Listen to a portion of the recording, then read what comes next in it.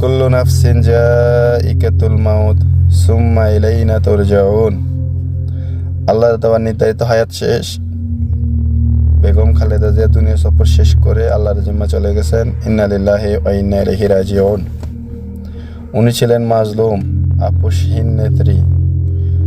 উনি বিগত 17 বছর স্বৈরাচারের সকল ধরনের অত্যাচার, জুলুম, নির্যাতন সহ্য করছেন, কিন্তু উনি কখনো অন্যায়ের সাথে আপোষ করেন নাই, অন্যায় প্রস্তাব গ্রহণ করেন নাই।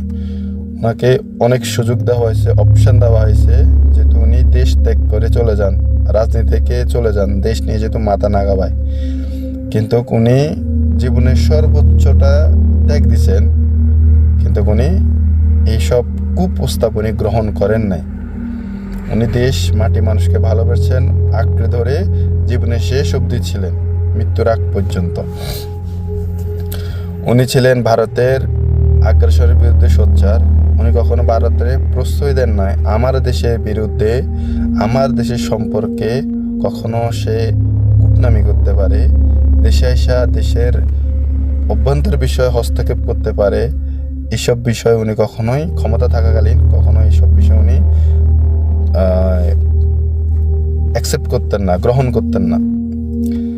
উনি সবসময় ভারতের বিপক্ষে ছিলেন, অ্যান্টি ভারত ছিলেন। শুধু ক্ষমতা থাকাকালীন কূটনীতিক সম্পর্ক যতটুক একটা দেশের সাথে একটা দেশের সাথে পুরো বিশ্বে যেভাবে চলে, উনি স্রেফ অতটুকু, পাশাপাশি দেশ হিসেবে যতটুকু কূটনীতিক সম্পর্ক রাখা দরকার, বজায় রাখা, ভালো সম্পর্ক বজায় রাখা দরকার, অতটুকু রাখছেন। তো যাই হোক, আমরা এমন একজন মানুষকে হারাইলাম। এরপরে এই মাসে আবার হাদি ভাইকেও হারাইলাম, শহীদ ওসমান হাদি ভাই। দুইজনে ভারত, অ্যান্টি ভারত ছিলেন, ভারতের আগ্রাসনের বিরুদ্ধে ওনাদের কণ্ঠ ছিল। তো জনাব তারেক রহমান এতিম এখন। আল্লাহ ওনাকে শোক সেবার তৌফিক দান করুক, ওনাকে মনের শক্তি বাড়ায় দেখ। তবে একটাই আবেদন বা অনুরোধ থাকবে যে ওনার বাপ মা দুইজনে যেমন ভারতের আধিপত্যের বিরুদ্ধে সোচ্চার ছিলেন, শক্ত অবস্থান ছিল, উনি যেহেতু এই জিনিসটা ধরে রাখেন, ওনার বাবা মায়ের যে আদর্শ, এটা যেহেতু উনি লাঞ্ছিত না হয়, উনি যেহেতু আদর্শটা ধরে রাখেন, লালন করেন, দেশটাকে ভালোবাসেন, দেশটাকে সামনে দিকে এগিয়ে নেবেন, এই প্রত্যাশা। আর ওনার পরিবারকে সহ বিএনপির সকল ভাইদেরকে শোক সেবার তৌফিক দান করো। সবাই ভালো থাকবেন।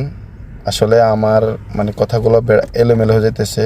ঘুম থেকে ওঠার পরে আমি একটা খবর শুনছি যে উনি আর নাই,